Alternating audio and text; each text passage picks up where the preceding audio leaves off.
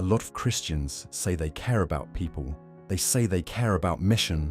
They say they want others to know Jesus. And yet many of them stay exactly where it is comfortable, familiar, and safe. That is not a small issue. It cuts right into what mission even is. Paul did not live like that. He was not looking for the easiest room, the safest circle, or the most settled audience. He had a different burden. He wanted to preach Christ where Christ had not yet been known. That is a very different mindset, and it exposes something uncomfortable in us, because a lot of us confuse activity with obedience. We stay busy around what already exists and call it faithfulness. We invest energy where things are already built, already understood, already structured, already safe, and sometimes that is necessary. But Paul carried a different urgency.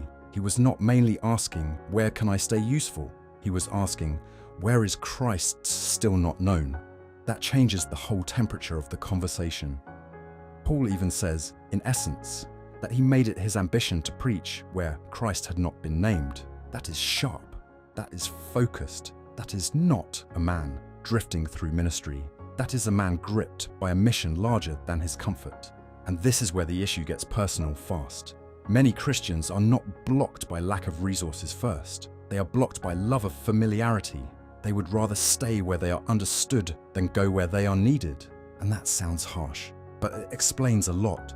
Because once faith becomes mostly about what feeds me, surrounds me, reassures me, and keeps me in my circle, mission starts dying quietly, not with a loud denial. With a slow inward turn, the gospel becomes something to preserve instead of something to carry.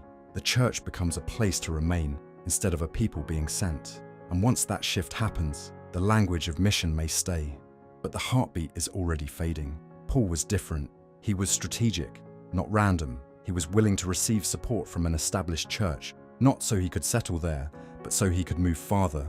Even Rome was not his final destination. Spain was on his heart. Think about that. Most people would have said Rome is enough, important city, strong opportunity, big platform.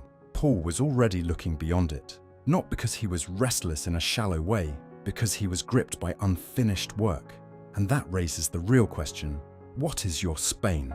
Not the place that impresses people, not the idea that sounds spiritual, the place where obedience costs something, the place where Christ is less known, the place where your comfort is no longer in charge. Because mission begins to get real the moment it stops fitting neatly inside your preferred life. This is also why Paul's vision was not arrogant. He did not despise established believers. He needed them. He wanted partnership. He wanted support. Mission is not just pioneers running off on their own. It is the church sending, giving, strengthening, and caring so the gospel can move farther than one person alone could take it. That matters because some Christians hide in comfort and others hide in independence. Paul did neither. He served, he moved, he received help. He kept going, and here is the uncomfortable truth underneath all of it. Staying safe can sound wise while slowly killing mission. Not every quiet life is disobedience, but every church and every believer must ask this. Have we become so settled that we no longer feel the burden for people outside our reach? Because the gospel was never given to create insulated religious people. It was given to send forgiven people outward. If this kind of Bible clarity helps you return to the text, instead of just consuming content, subscribe. That is what this channel is for. Now maybe you hear this and think, I get it, I should go, I should move, I should obey. But that leads to the next hard problem. What happens when you do obey and God's plan still unfolds in a way you never expected? Because that is exactly what happened to Paul. He wanted to go to Rome. He got there, but not how he planned.